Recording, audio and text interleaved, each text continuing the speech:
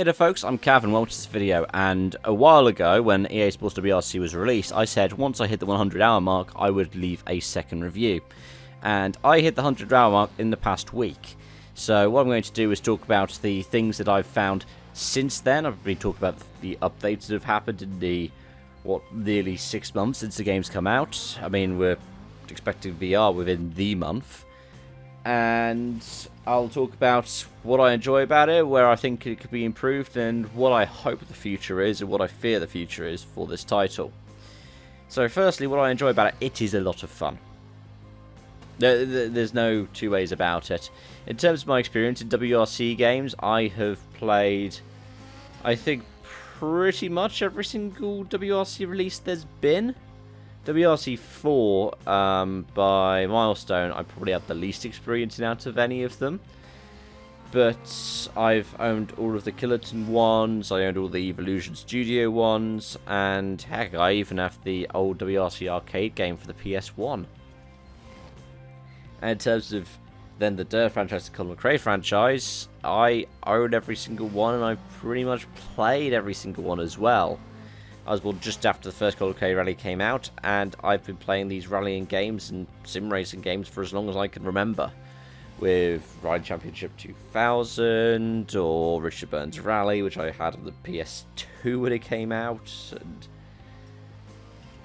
yeah, I've got a lot of expertise in this stuff. So for me to say it's fun, it says there's something good about it. Doesn't necessarily mean that it's a simulator. I enjoyed some of the more arcadey ones as well. Like I said, I grew up with the Evolution Studio games, which were fantastic, but they were arcadey. But this one feels more realistic than previous WRC titles. As somebody who had a bunch of world records, got, I think, at least one every single year for the Killerton Racing run. At least since WRC 7 I did. It feels a bit more realistic in terms of the physics. In terms of the tarmac physics as well, you're not getting like sudden acceleration and deceleration, which was a feature of the Killerton games.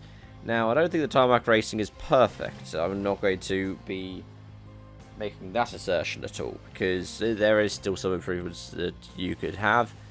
But it's an improvement of what you got in Dirt Rally 2. So Cody's have improved in that way. I think the grapple has improved as well. Part of the big thing was that, especially with things like Dirt Rally 2, and I'm pretty sure the Killerton WRC games had it as well, lots of these games have central rotation. What that means is, instead of you having like grip parameters for all of the corners of the car, and it rotates based off of which drivetrain you have, every car rotated around the centre, which meant that you got more turn in, but it also meant it wasn't entirely accurate.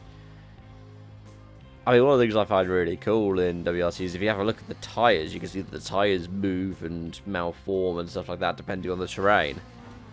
And you can have collisions with some of the terrain that really upsets your car, and you've got to compromise on the setup. Safari's got a really good pothole that, well, could be a really bad pothole if your car's not set up properly. Another thing that's good about it is just the content. It's the stages, it's the cars. And it's better than anything else on the market currently.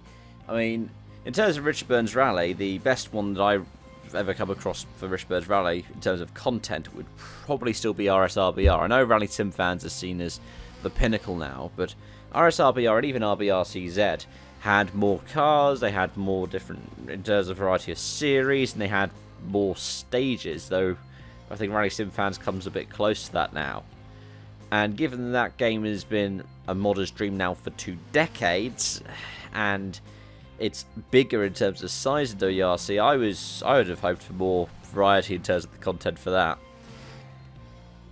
But yeah, we've got the official locations, there are 13 official locations for the WRC, and then a couple of additional ones as well, with some historic ones, and some ones which, well, they are old WRC venues, but venues like Indonesia, I don't really think we're on the playing cards for the for any rally fan to guess. And I was so glad that we have a rally like Indonesia, because I can't remember the last time Indonesia was included in a rally game. But it's one of those things that I think only some rally fans will really appreciate. I think some would appreciate even more variety in terms of locations. I'll get onto that when it comes to improvements they could have. But overall, I'm happy. I like the game, and I like how much content there is in it. And I also like that they didn't rest their laurels. Like, they changed from La Figuera to Rudicañas for Spain, for example. So it is a new stage. Again, still a real-world stage, but it's a new stage compared to what we had in previous Dirt or WRC titles. And in terms of things that have been improved, well, I mean, I did 100% career playthrough until they said, oh, by the way, the new update will break any career save. But I'm now on my third season of the career playthrough, and I'm really enjoying it.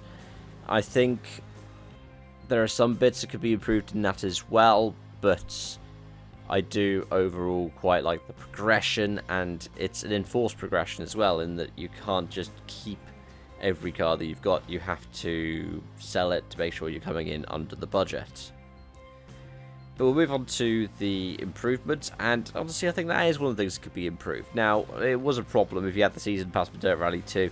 You got pretty much every Season Pass car for free, and they give you a big payout every time as well, so you could buy cars. So at the end of the 4th season, you had pretty much every car that you wanted. And if you didn't, you could certainly buy every other car that you wanted anyways.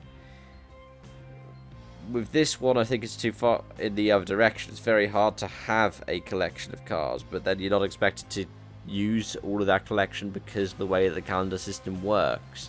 Especially for me now doing the WRC itself, you've got 13 events for that. That's 26 weeks, 38-week calendar. And then if you chuck in another thing, you've got 5 weeks. Some of them overlap, some of them don't. You just want to use the rest of them to rest your crew. Yeah, it's alright.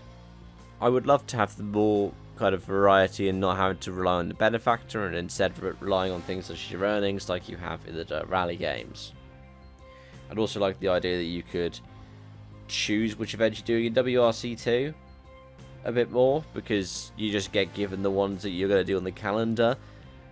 And I would also like it if you could get offered contracts for the teams. Instead of having to go privateer, you could get like a Talksport contract in WRC 2, or you could get a WRC contract where it only gives you select events.